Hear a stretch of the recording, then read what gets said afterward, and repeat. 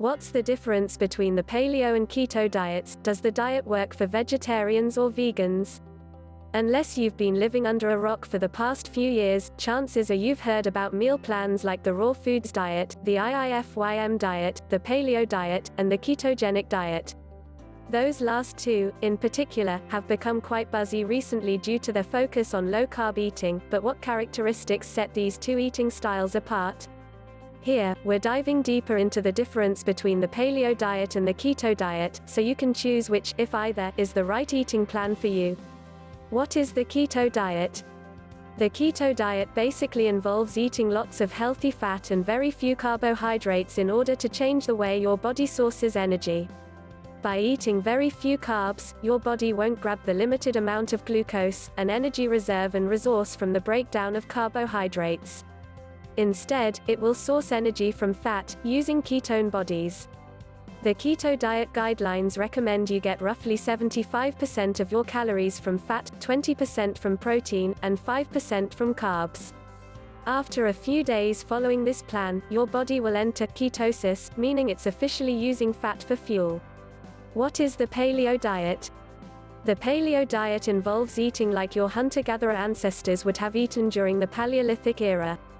People who follow a paleo diet avoid grains, including bread, rice, pasta, quinoa, and more, beans and legumes, soy, dairy, refined sugars, and certain oils, says Cara Harbstreet, MS, RD, of Street Smart Nutrition.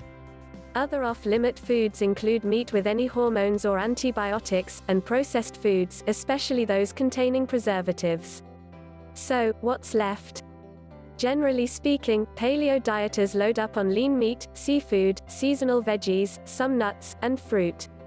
Anything cavemen could gather or hunt is fair game. One easy way to understand the difference between the paleo and keto diets is what they are designed to do. Keto is crafted specifically to get you into ketosis, and paleo is more aimed at bringing eating back to basics. The biggest similarity between the two? They are both restrictive diets. Still confused about exactly what to eat on either diet? Or how the guidelines, meal plans, or results might differ? This Q&A should help clear things up. 1. Does it restrict calories or set portion sizes? Keto, no. What matters in keto is your macro ratio, 75% of your calories from fat, 20% from protein, and 5% from carbs. The diet leaves you free to decide your optimal calorie intake. Paleo, no. You can decide for yourself how much caveman-style food to eat. 2. Are certain food groups off limits? Keto, yes. Because the diet mandates that only 5% of your daily calories come from carbs, it seriously limits your intake of healthy whole grains like brown rice, quinoa, and oats. Plus, a number of fruits are off limits. Apples, besides tart Granny Smith, bananas, and grapes are no good to name a few, while berries are fair game. Paleo, yes. Generally, you're restricted from anything your ancestors couldn't hunt or gather, but there's some room for debate about what exactly that entails. But for the most part, paleo pros say to avoid cereal grains, legumes, that includes all beans, dairy, refined sugar, potatoes, processed foods, overly salty foods, alcohol, and refined vegetable oils. Some paleo proponents argue that things like grass-fed butter are reasonable additions to the diet. Related, meal planning tips that make paleo eating easier.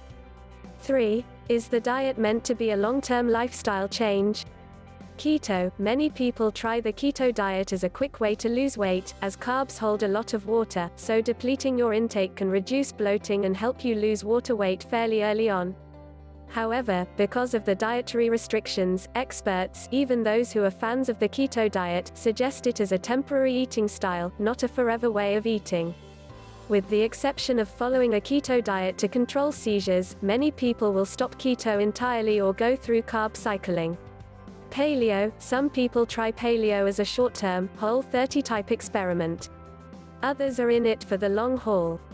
There is little long-term research about the effects of the paleo diet, says Harbstreet.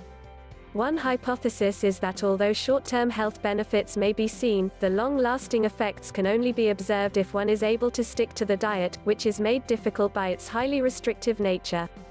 What's more, there are potential risks for deficiencies of certain minerals, such as calcium thanks to the elimination of dairy, if someone is following a paleo diet for many years. 4. Are there side effects from the diet? Keto, yes.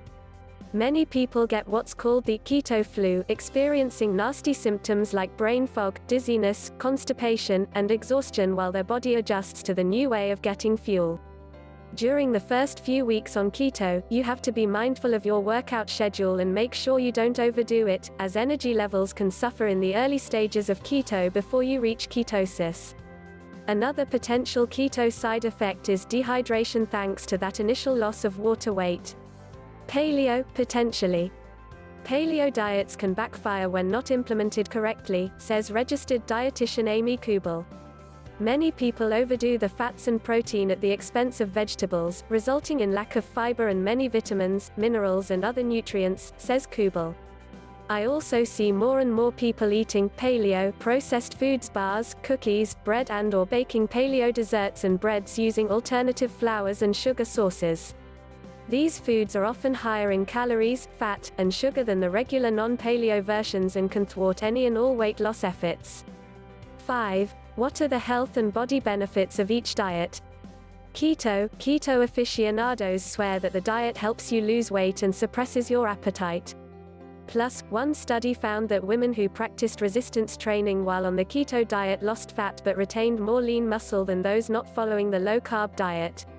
Other research suggests following a keto meal plan can help reduce acne. Paleo diets are free of things like additives, preservatives, hormones, and other chemicals, all of which have been linked to a slew of health problems. Research also suggests that paleo can help people who are significantly overweight drop pounds. It may also help improve your cholesterol. 6. Is the eating plan rich in fruits and veggies? Keto, while veggies such as kale, cucumbers, and asparagus are keto-approved, starchy options such as sweet potatoes and butternut squash aren't allowed because of their high carb content. While some of your usual favorites may have to take a back seat, this opens up the opportunity to diversify your fruits and veggies and choose foods you might not normally go for. Related, healthy but high-carb foods you can't have on the keto diet. Paleo, most paleo followers stick with seasonal fruit and veg in abundance. Example, this paleo Buddha bowl has 6 different veggies in one healthy, high-protein, low-carb recipe. 7. Do you have to buy or follow a specific day-to-day meal plan? Keto, no. As long as your macros fit the 75/25 ratio, you're good. Paleo, no. You can build your own meal plan and decide your own caloric intake. 8. Is the diet plan easy to follow? Keto, the keto diet is a serious commitment, and requires a lot of meal planning and willpower, which can make it difficult to sustain. This is exactly why US News & World Report put it at the very bottom of their list of the best and worst diets of 2018. Paleo, it depends. You will need to plan ahead in order to accurately follow the diet's guidelines, but once you get the hang of what's okay to eat and what's not, it will likely become easier to grasp. To make it a little more flexible, some people choose to follow the 85/15 rule, which is when you follow the paleo rules 85% of the time, and allow typically restricted foods in during the other 15%. 9. Does the diet work for vegetarians or vegans? Keto, yes, as long as you stick to the macro proportions. There are a lot of delicious vegetarian keto recipes and vegan keto recipes. Paleo, it's a little tricky for vegetarians or vegans to try the paleo diet, and some of the same rules can't be applied, says Kubel. The paleo diet is high in plant-based foods, but protein does play a sizable role, too, she adds. For a vegetarian, eggs are still an option, but not for vegans.